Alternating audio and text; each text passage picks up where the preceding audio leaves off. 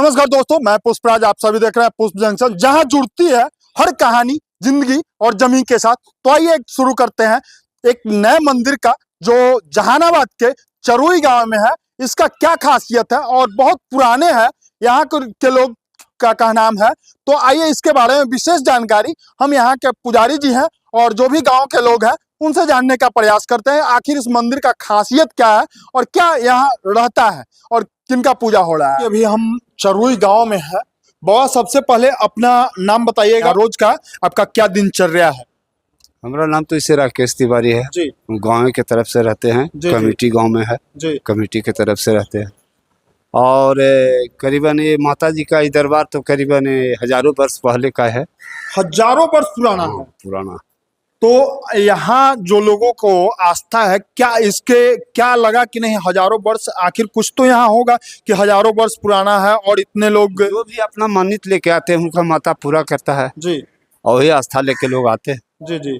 और हम लोग तो अपना पूजा पाठ करते हैं, माता जी का आशीर्वाद देते हैं जी। राख भभूत, यही तो बात। अच्छा, यहाँ का राख भभूत बहुत प्रसिद्ध है। हाँ, नवमी है, रामनवमी मेला। हाँ।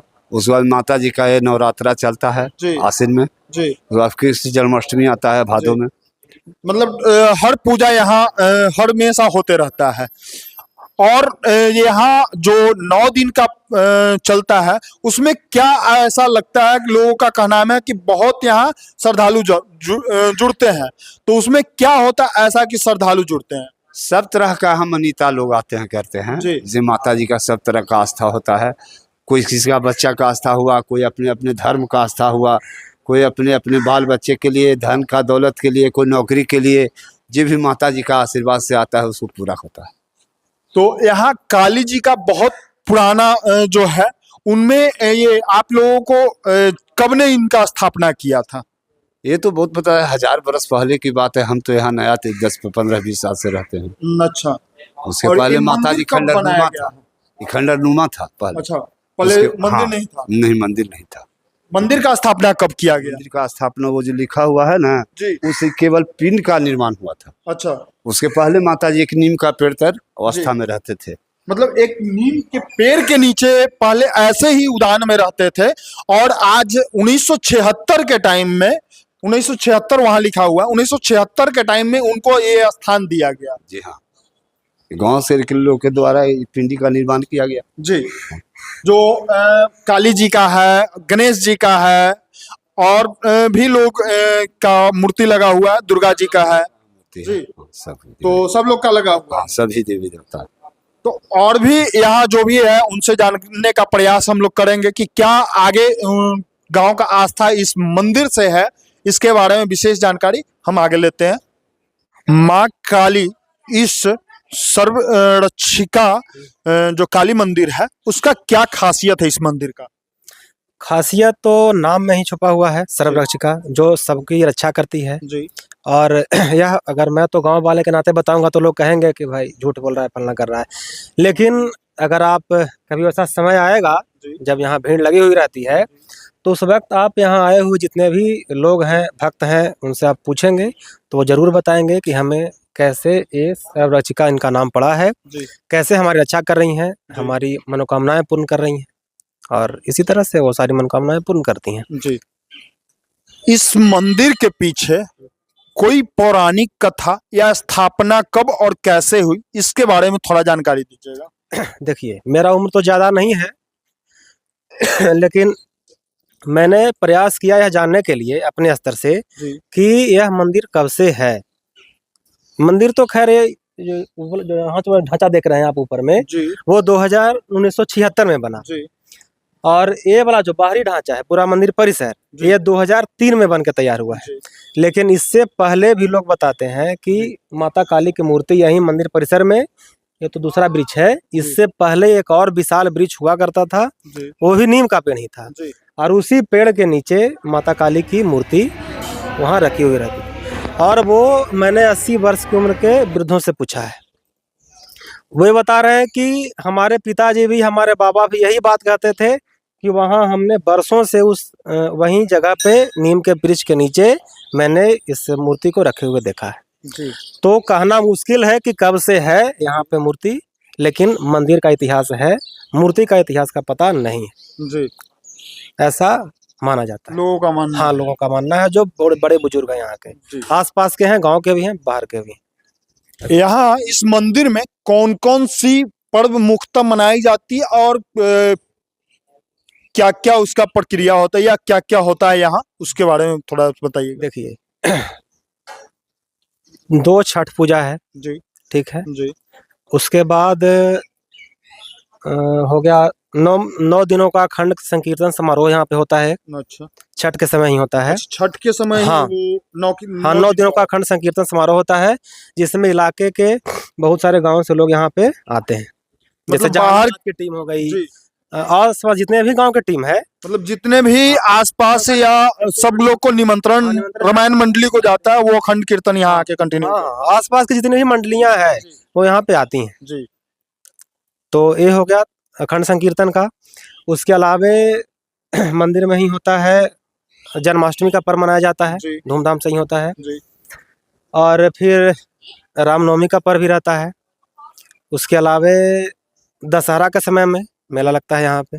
मतलब हर पर्व यहाँ। हर पर्व में जो है यहाँ पे भीड़ लगती है। और ऐसे तो मंगलवार के दिन, जी प्रत्येक दिन मंगलवार को यहाँ पे लोग आते हैं, पूजा करते हैं, जी चले जाते अच्छा। और ये छठ में बगल में जो तालाब है उसमें छठ का ये। हैं। हाँ, छठ अभी तो यहाँ पे हो रहा है, जी लेकिन जब ये छठ घाट नहीं बना हुआ था, तालाब तो पहले से ही था लेकिन घाट नहीं बना हुआ था, जी तो उससे पहले यहाँ पे थे सब मंदिर, यहाँ पे मंदिर परिसर में ही कुआं है। जी इसी कुएं पर लोग आते थे, जी बाल्टी से पानी निकाल के स्नान करते थे और यहीं पे पूजा होता था। जी छठ पूजा यहीं पे मनाते थे। लेकिन जब से घाट बना उधर, जी अब तो खैर बहुत बन गया है, लेकिन स्टार्टिंग में वहीं हुआ और वहीं से लोग गांव के पूजा करने लगे, फिर बाहरी भी आने लगे। और अब तो मतलब इतना भीड़ लग जाता है कि लात रखने की भी जगह नहीं रहती है। मतलब काफी बहुत ज्यादा विकास हुआ है, लोग आने लगे हैं, व्यवस्था की कमी नहीं रहती है, हर चीज रहता है यहाँ।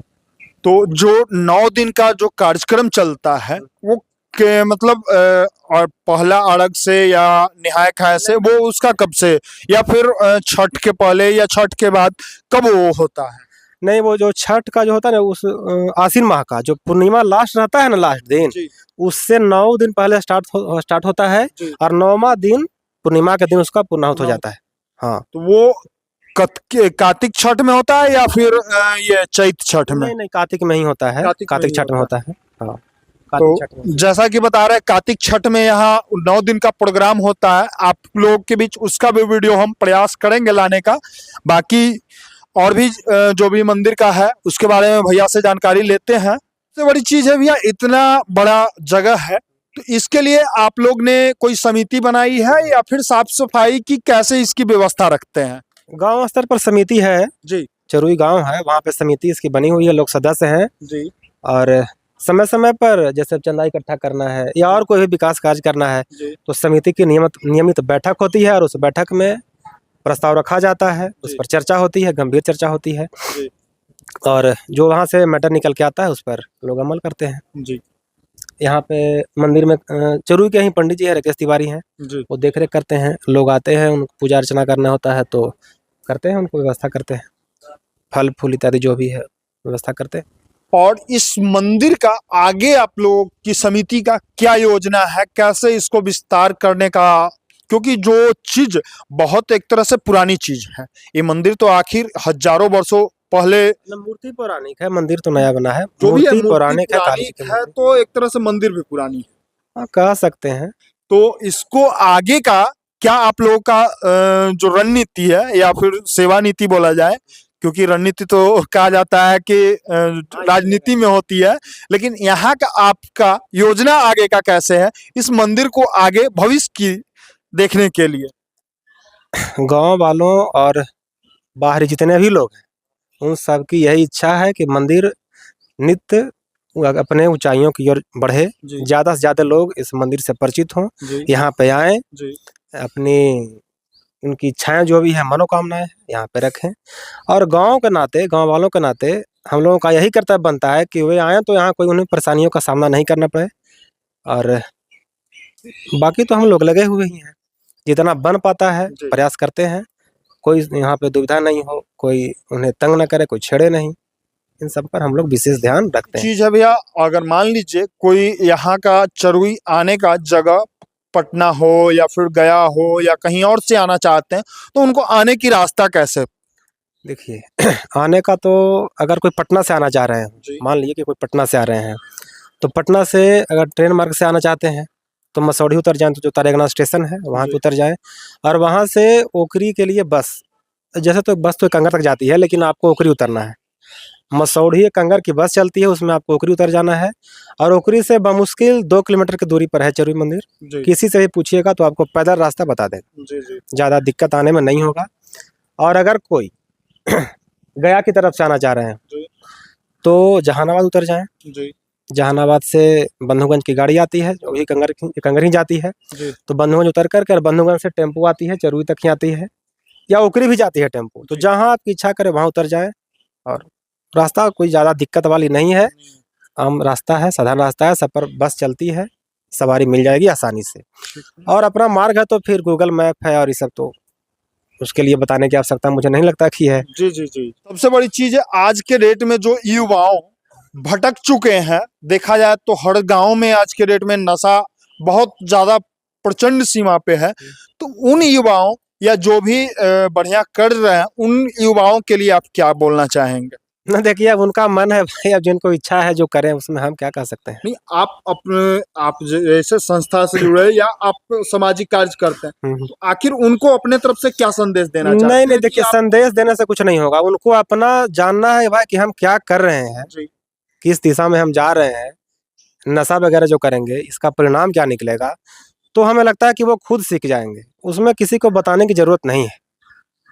कोई घर में कोई परिवार नहीं कहता है कि बाबू तुम नशा करो। जी वो बात तो सही है, हाँ। लेकिन फिर भी आज लोग भटक चुके हैं, बहुत काफी भटक चुके नहीं हैं। तो हम यही कहेंगे, हम क्या, कोई भी यही कहेगा जो नशा वगैरह नहीं करता है, भाई थोड़ा कम कर दो। अगर ज़्यादा नहीं कर रहे, कम, अगर छूट नहीं रहा है कम करो, अपने आप छूट जाएगा। जी जी जी और बाकी तो उसके अपने इच्छा शक्ति पर है, यार पीना चाहेगा तो पी ले भाई, नहीं पीना है तो मत पिए, या पीना है तो पिए। कोई किसी की, सबसे बड़ी बात है, किसी के मना करने से कोई सुनने भी नहीं जा रहा है। वो तो सही बात है। अगर हम किसी को मना करेंगे तो साफ बोल देगा कि भाई तुमसे हम रुपया मांग रहे हैं, हम अपना कमा रहे हैं, पी रहे हैं।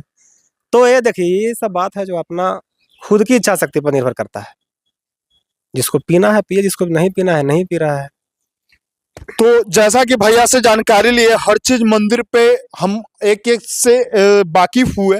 इस मंदिर का क्या पौराणिक कथा है उसके बारे में हम आप लोगों को बीच बताएं, तो हम चाहेंगे उस दरमियान जो 9 दिन का भैया का नाम है, जो अखंड कीर्तन होती है, उस दरमियान हम आप लोगों के बीच एक वीडियो लाने का, तब तक के लिए भैया को बहुत बहुत धन्यवाद देना चाहते हैं, जो इस मंदिर को, इतने पौराणिक मंदिर को लोगों के बीच बताने का प्रयास किए हैं। और भी इस तरह का नया नया वीडियो आप लोगों के बीच आते रहेगा।